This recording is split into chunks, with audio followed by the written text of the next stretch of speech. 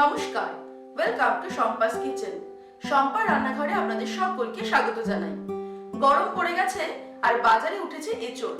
তাই আজকে আমাদের রেসিপি বিয়ে বাড়ির জমাটে এঁচোড় রান্না, যা কিন্তু মাংসের চেয়ে কোনো অংশে কম নয়। আপনারা দেখুন আমি কি করে তৈরি করছি।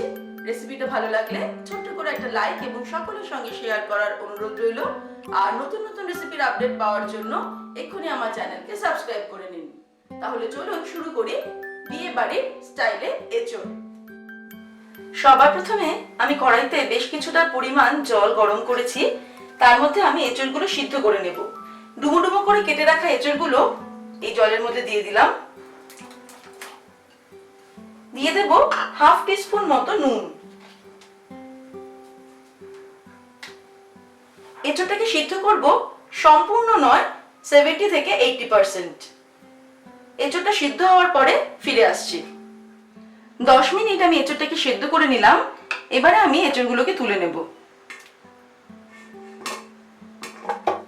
এঁচোড়টা সিদ্ধ করে নেওয়ার পর এবার আমি কড়াইতে 4 টেবিলস্পুন মতো সাদা তেল দিয়েছি।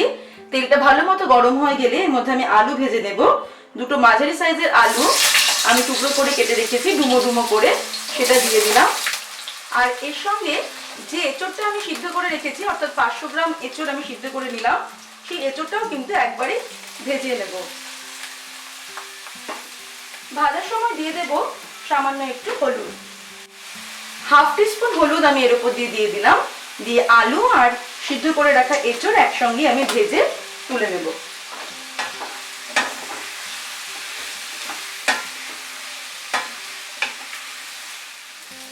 পাঁচ 7 মিনিট সময় নিয়ে আমি কিন্তু ভালো করে আলু আর এঁচোড়টাকে ফ্রাই করে নিলাম মিডিয়াম আঁচে। এবার এটাকে আমি তুলে নেব।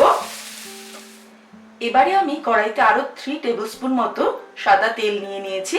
এর মধ্যে ফোড়ন দিয়ে দেব তেজপাতা, দুটো শুকনো লঙ্কা, অল্প পরিমাণ গরম মশলা। গরম মশলার মধ্যে আমি নিয়েছি অল্প এলাচ, লবঙ্গ, দারচিনি আর গোলমরিচ, আর দিয়ে দেব হাফ টিস্পুন সাদা জিরে। ফোড়নটাকে ফ্রাই করে নেব 15 থেকে 20 সেকেন্ড।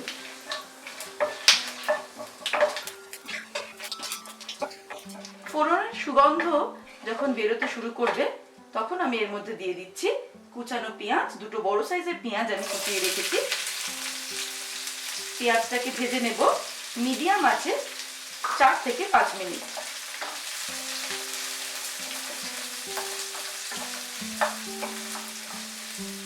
এর মধ্যে দিয়ে দেব নুন, হাফ টিস্পুন আমি নুন দিয়ে দিলাম।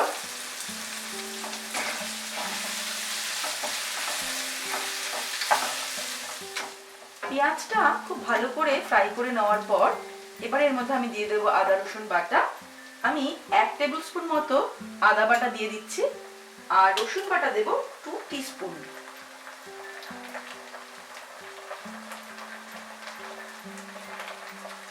আদা রসুনটা তো মাঝারি আছে আরো 2 মিনিট মতো আমি ফ্রাই করে নেব।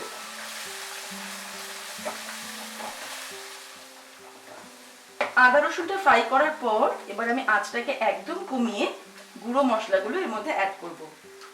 যেমন দিয়ে দেব 1 টিস্পুন লঙ্কার গুঁড়ো, কাশ্মীরি রেড চিলি পাউডার দিয়ে দিলাম 1 টিস্পুন, জিরের গুঁড়ো দিয়ে দেব 1 টিস্পুন, হলুদ দিয়ে দিচ্ছি হাফ টিস্পুন, কারণ আগে একটু হলুদ আমি দিয়েছি ভাজার সময়। নুন দিয়ে দিচ্ছি হাফ টিস্পুন, কারণ আগেও আমি একটু নুন দিয়েছি। আর 1 টিস্পুন আমি চিনি দিলাম। তবে নুন, ঝাল আর মিষ্টিটা কিন্তু নিজেদের স্বাদ অনুসারে দেবেন। এবারে এর মধ্যে আমি 2-3 টেবিলস্পুন জল অ্যাড করে মশলাটাকে কষিয়ে নিচ্ছি। মাঝারি আঁচে মশলাটা কষাবো যতক্ষণ না মশলা থেকে তেল বার হচ্ছে। মাঝারি আঁচে 3-4 মিনিট কষাতেই কিন্তু মশলা থেকে একদম তেল বেরিয়ে গেছে। এবার এর মধ্যে আমি দিয়ে দিচ্ছি একটা মাঝারি সাইজের টমেটো কুচানো। টমেটো দিয়ে ভালো করে মিশিয়ে দিয়ে আঁচটাকে কমিয়ে আমি 3 মিনিটের জন্য ঢেকে দেব। তাতে আমাদের টমেটোটা কিন্তু একদম সফট হয়ে যাবে আর গলে যাবে। 3 মিনিট পরে আমরা ফিরে আসছি। 3 মিনিট হয়ে গেছে। টমেটোটা কিন্তু একদম মিশে গেছে। এবারে আমি আঁচটাকে আবার মিডিয়ামে রেখে রান্নাটা করছি। এর মধ্যে দিয়ে দেব পেস্ট করে রাখা কাজু বাদাম। 10-15টা কাজু আমি একদম পেস্ট করে নিয়েছি, অল্প জল দিয়ে বেটে নিয়েছি। আর দিয়ে দেব টক দই, 1/3 কাপ টক দই ফেটিয়ে রাখা দিয়ে দিলাম। ভালো করে মশলাটা কষিয়ে নিতে হবে আর কিছুক্ষণ। ভালো করে মিশিয়ে নিয়ে আমি আবার এটাকে 2 মিনিটের জন্য ঢেকে দেব, যাতে দই আর কাজু বাদামটা ভালো করে কষে যায়। আঁচটাকে মিডিয়ামে করে আমি 2 মিনিটের জন্য ঢেকে দিচ্ছি। 2 মিনিট হয়ে গেছে। দেখুন কেমন মশলা থেকে তেল বেরিয়ে এসেছে। আমাদের মশলাটা কিন্তু একদম কষানো কমপ্লিট। এবারে আমি এর মধ্যে দিয়ে দেব ভেজে রাখা আলু আর এঁচড়গুলো।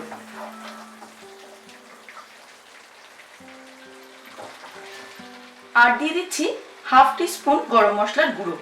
কষানোর সময় গরম মশলার গুঁড়োটা দিয়ে দিলাম। এবারে মশলার সঙ্গে কিন্তু আমাদের এটাকে খুব ভালো করে একটু সময় নিয়ে কষাতে হবে। আঁচটাকে আমি বাড়িয়ে দিয়েছি, হাই ফ্লেমেই কষাচ্ছি। নাড়তে নাড়তে বেশ কিছুটা সময় আমরা একটু কষিয়ে নেব। এই রেসিপিটা ছাড়াও আরো অনেকগুলো এঁচড়ের রেসিপি কিন্তু অলরেডি আমার চ্যানেলে শেয়ার করা আছে, তাই আপনারা সার্চ করুন এঁচড়ের ডালনা বাই শম্পাস কিচেন, এঁচড়ের kofta curry by Shampa's kitchen, অথবা এঁচড় চিংড়ি বাই শম্পাস কিচেন। তাহলে কিন্তু আমার রেসিপিগুলো আপনারা দেখতে পাবেন। 3-4 মিনিট আমি হাই ফ্লেমে নাড়তে নাড়তে কষিয়ে নিলাম। এবার কিন্তু কষানোটা কমপ্লিট হয়ে গেছে। এর মধ্যে আমি দিয়ে দিচ্ছি 1 কাপ পরিমাণ জল। খুব বেশি জল দেওয়ার আমাদের দরকার নেই। 1 কাপ জল দিয়ে ভালো করে নেড়ে আমরা এবার এটাকে ঢেকে দেব 5 থেকে 7 মিনিটের জন্য, আঁচটাকে মিডিয়ামে রেখে। 5 মিনিট পরে ফিরে আসছি। 5-7 মিনিট হয়ে গেছে। এবার আমি ফ্লেমটাকে বাড়িয়ে দেব।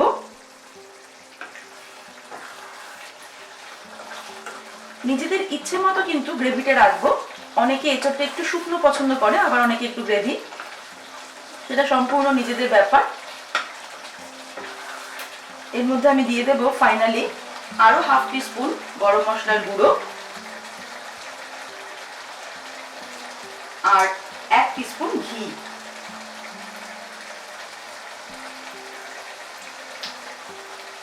ভালো করে মিশিয়ে দিয়ে আমি ওভেনটাকে অফ করে দেব। তারপরে 5 মিনিটের জন্য ঢেকে রাখবো। তারপর গরম গরম আমরা গরম ভাতের সঙ্গে সার্ভ করব। তৈরি হয়ে গেছে আমাদের আজকের বিয়ে বাড়ির স্টাইলে এঁচড়ের রেসিপি। আপনারা দেখছেন তো কত সুন্দর দেখতে হয়েছে রেসিপিটা, আর এটা কিন্তু খেতেও হয়েছে দুর্দান্ত। তাই আর দেরি করবেন না, ঝটপট বাড়িতে তৈরি করে ফেলুন। আমার রেসিপিটা ভালো লাগলে ছোট্ট করে একটা লাইক এবং সকলের সঙ্গে শেয়ার করার অনুরোধ রইল। আর নতুন নতুন রেসিপির আপডেট পাওয়ার জন্য এক্ষুনি আমার চ্যানেলকে সাবস্ক্রাইব করে নিন। ভালো থাকবেন, সুস্থ থাকবেন। আমি আবার হাজির হব নতুন নতুন রেসিপির সঙ্গে। নমস্কার।